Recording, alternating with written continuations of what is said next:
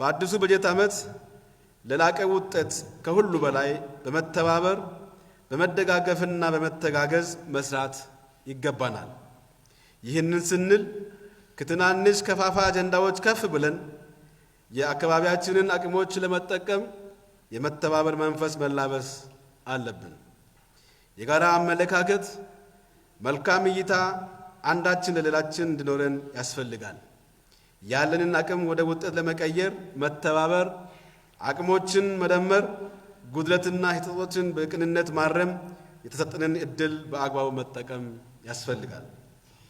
በሚያግባቡን የጋራ የልማት አጀንዳዎች ላይ ማተኮር፣ ያሉንን ማህበራዊ፣ ባህላዊ፣ የተፈጥሮና ሰው ሰራሽ ጸጋና አቅሞች የለዩ አስተሳሰብ የሚገነቡ አጀንዳዎች ላይ ትኩረት መስጠት አለብን። ስለ ከፋፋይነት ደጋግመን ስንነጋገር ሳናውቅ ይሰርጻሉ። እናም መደጋገም ያለብን ስለ አንድነታችን፣ ስለ አብሮነታችን፣ በጋራ መቆማችን ምን ያህል ተራራን የመናድ አቅም እንዳለው መግለጽና ለዛ የሚያነሳሱ ከባባዊ እድሎችን የለዩ አጀንዳዎች ላይ ያተኮረ በየደረጃው ምክክር ማድረግ ይገባናል። መፍጠርና መፍጠን ሌላኛው ትኩረታችን መሆን አለበት። በመጣንበት መንገድ መጓዝ ብዙ ሩቅ አያስከደንም። የትላንትን ታሪካችን የሚያረጋግጠው ይህንን እውነት ነው። ፈጣን ውጤት ለማስመዝገብ ፈጠራና ፍጥነት የታከለበት መሆን አለበት። ያለንበት ጊዜ የማይገመቱ ለውጦች የሚታይበት፣ ወቅታዊና ጊዜያዊ ፈተናዎች የተደቀኑበት ተለዋዋጭና ኢተጋማች ወቅት ላይ እንገኛለን። ስለዚህ መፍጠንም መፍጠርም ለምርጫ የሚቀርቡ ጉዳዮች አይደሉም፣ ብልጽግናችንን ለማረጋገጥ ወሳኝ ናቸውና። ዓለም በብዙ ተቀያያሪና ተለዋዋጭ ሁኔታዎች ውስጥ ያለፈች ናት። እኛን አይነካንም ብንል ሞኝነት ነው።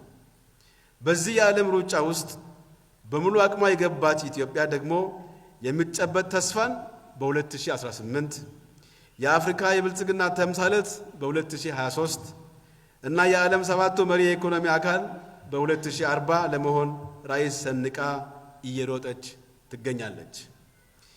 የተሳፈርንበት የብልጽግና መጓጓዣ ባቡር ፈጣን ነው። ለጉዞ ካልተዘጋጀንበት እና በጊዜ ካልተሳፈርንበት ያለ ምህረት ጥሎን መሄዱ አይቀሬ ነው። እድል አንድ ናት፣ እንጠቀም፣ እንሳፈር፣ ታሪክ እንስራ። ወቅታዊና ጊዜያዊ ተግዳሮቶች ወደ እድል፣ ፈተናዎችን ወደ ድል በመቀየር ሁሉን አቅሞች አረባርቦ ያልታዩ ድብቅ ጸጋዎችን በመግለጥ አዳዲስ ፈጠራዎችን በመጨመር ክልላችንን የብልጽግና ተምሳሌት በማድረግ ፋና ወጊ ሚና መጫወት ይጠበቅብናል። አካባቢያችንን ማወቅ፣ መግለጥና መጠቀም ያስፈልጋል። በየአካባቢያችን ምን እንዳለ ማወቅ የሚቻለው ዓይን ሲገለጥ ብቻ ነው። ማወቅ ያልቻለ ሲገለጥም ሊጠቀምም አይችልም። ለማወቅ ደግሞ ቀና ልብና ሐሳብ ከልብ የሆነ አንድነትና አብሮነት ይፈልጋል። የሰው ኃይላችን አብሮ እንዲቆም ለባከኑ ጊዜያት ተጸጽቶ እንዲነሳ ካደረግን ጸጋዎችን መግለጥ ብሎም መጠቀም ይጀምራል።